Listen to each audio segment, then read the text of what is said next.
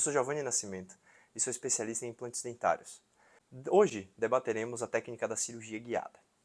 Muitos pacientes ficam com dúvidas sobre uma técnica sem corte de bisturi, certo? Onde as pessoas erroneamente têm essa ideia de que existe uma técnica de implante que seja sem corte de bisturi. A técnica de cirurgia guiada ela não foi feita para isso. A técnica de cirurgia guiada consiste em digitalizar o paciente através de exames, normalmente uma tomografia e um escaneamento intraoral, onde vamos conseguir avaliar a melhor qualidade do posicionamento do implante do paciente e a partir disso gerar um guia cirúrgico, onde esse guia cirúrgico a gente vai poder posicionar esse implante numa posição otimizada, previamente estabelecida antes da cirurgia.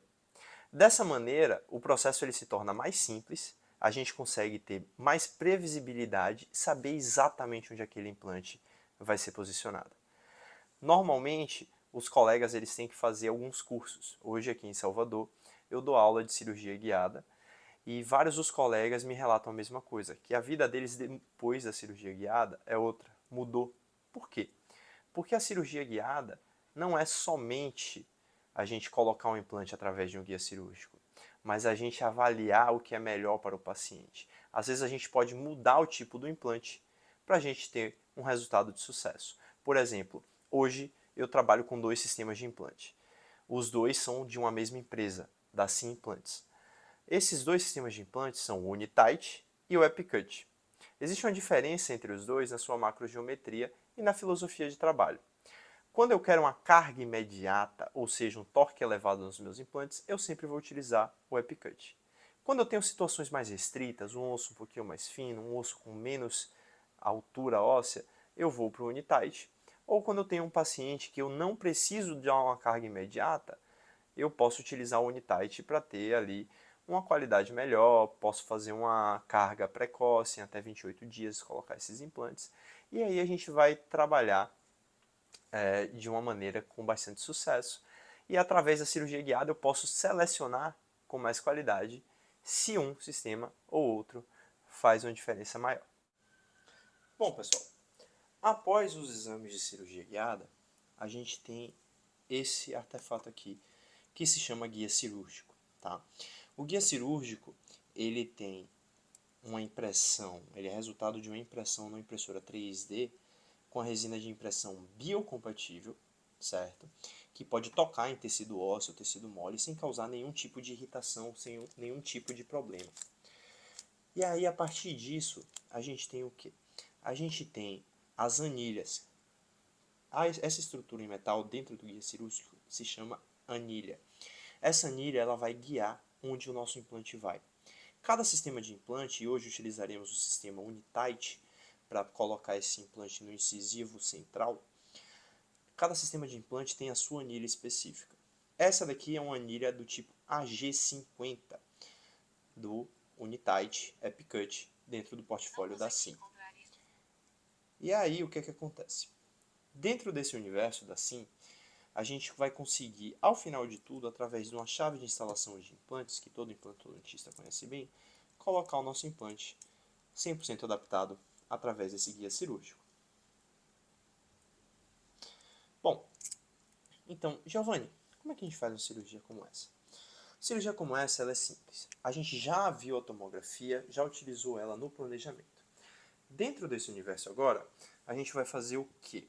A gente já tem um implante planejado em posição, na posição adequada, então a gente vai simplesmente reproduzir a posição desse implante. E quais são os cuidados que a gente deve tomar? Esse caso, o paciente ele já não tem dente. Ele tem uma quantidade de mucosa grande, certo? Tem uma mucosa espessa e tem uma quantidade de osso bem interessante. Então, como a gente deve fazer? Qual é o passo a passo? Primeiro de tudo, precisamos conhecer o nosso guia cirúrgico. Precisamos conhecer o nosso sistema de implantes. E aqui temos a bandeja do Unitight. A bandeja do Unitight tem a seção aqui onde a gente tem os punts, que são os removedores de mucosa, as fresas planificadoras, que são brocas, que servem para planificar o nosso tecido ósseo, certo? São brocas que elas têm a extremidade chata. E depois temos as brocas do sistema. todo o sistema Unitight vai ter broca 2.0, 2.7, 3.3, 4.1 e aqui no canto a 3.8, que vai ser debatida em outro vídeo, que ela é só para Unitight Component. As chaves de instalação, os adaptadores de catraca, os pinos de fixação, aqui ao canto, junto com a chave de 1.2 e o pino de fixação, que será debatido em outro vídeo também. Num kit cirúrgico como esse, o que é que a gente tem também? A gente tem uma segunda bandeja. Essa segunda bandeja, ela tem os redutores de anilha, certo? Imaginamos o seguinte, eu mostrei que a gente tem brocas de 2.0, que elas são muito estreitas para passar diretamente no guia, tem uma folga muito grande. Então, para a gente resolver essa situação, o sistema ele foi desenvolvido de uma maneira que a gente tivesse uma chave de redução chamada handle, ou haste redutora, ou redutor de anilha. Ela serve para a gente encaixar a nossa fresa e passar com o diâmetro bem posicionado, certo? A gente consegue posicionar ela aqui, 100% adaptada. Dessa maneira, o implante ele se torna 100% guiado.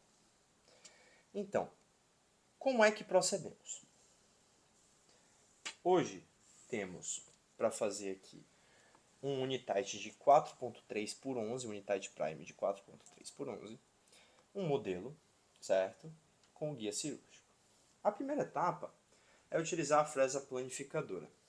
Essa fresa planificadora, ela pode ir, em casos como esse, diretamente sobre o guia cirúrgico, certo? Idealmente, a gente tem uma combinação de peças para a gente reduzir a nossa fresa planificadora para não fazer um dano tecidual muito grande. Giovanni, essa fresa planificadora ela serve para quê? Essa fresa planificadora ela tem uma função muito específica, que é romper a cortical inicial do tecido ósseo, certo? Para que a gente tenha uma passividade nas próximas brocas. A gente aciona ela e a gente vai só remover um pouco de tecido ósseo, certo? Vocês conseguem ver aqui o pozinho do modelo representando o tecido ósseo que sai. Após a gente utilizar essa broca, a gente vai guardar ela de volta no nosso kit e vamos trocar a haste redutora. Por quê? Essa haste redutora ela tem 3,5 milímetros de diâmetro. Então agora a gente vai querer utilizar a broca de 2.0, ela fica folgada dentro desse sistema. Então a gente vai trabalhar com a broca com a haste redutora de 2.0, que aí a nossa broca ela entra perfeitamente adaptada. Vamos passar aqui para a fresagem e o tamanho do implante, o comprimento já foi definido. Em H5, que é o padrão, a gente vai utilizar a marcação de 11,5 mm. No kit cirúrgico, a gente tem essa marcação especificada ao centro do nosso kit, para que a gente tenha uma referência para essas marcações. Aqui dentro, a gente tem a marcação ao início dessa faixa prata, com a nossa marcação de 11,5 mm. Já que é um implante de 4.3 por 11, nós utilizaremos o início dessa faixa cinza.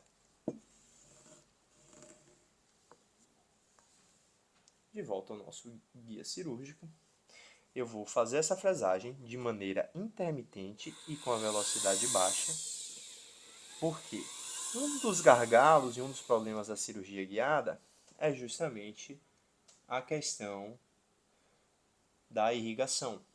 Então, como a gente tem um sistema muito fechado, a irrigação não chega até o final. Então, a gente tem que fazer uma fresagem bem intermitente até a gente chegar na nossa marcação do comprimento do nosso implante.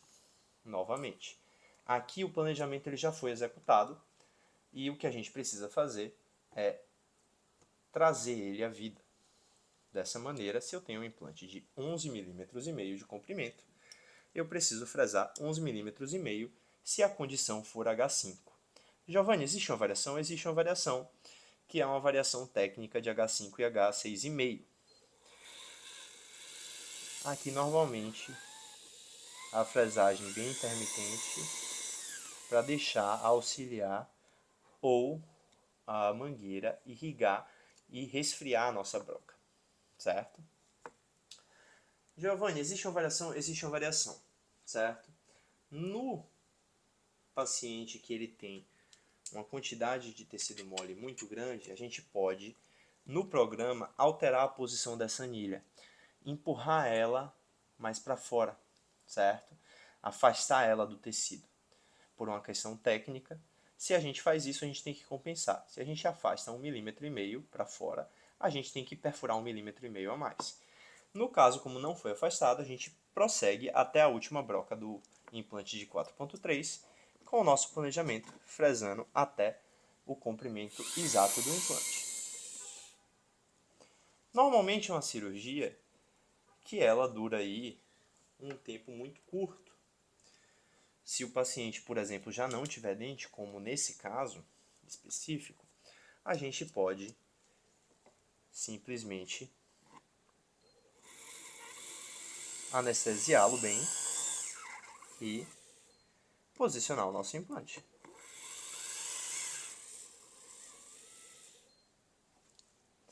Após a fresagem até a última broca, a gente vai passar para a chave de instalação de H5. Essa chave de instalação larga de H5 para que a gente consiga colocar o implante na anilha larga, nessa anilha que chama AG50. A gente vai colocar o nosso motor de implante na rotação de inserção. Após colocar na rotação de inserção, eu vou pegar esse implante na minha chave de instalação e vou posicionar no guia cirúrgico e vou começar a sua instalação. Primeiro eu toco no osso com o implante e aí eu aciono. Uma etapa que tem que ter calma, paciência, para que esse implante vá até o final. Caso haja um travamento desse implante, a gente vai apertar o botão do nosso contra-ângulo, posicionar o adaptador de catraca e utilizar a catraca de torque, o torquímetro, para terminar de instalar esse implante. Essa instalação desse implante só estará completa caso o nosso stop toque no topo da minha anilha e fique 100% adaptado. Dessa maneira, temos uma cirurgia de implante guiada sem retalho, certo? Ou seja, o que chamam de sem remoção, sem corte de bisturi, é quando a gente consegue adaptar isso daqui totalmente sem ter feito a incisão e descolamento do tecido.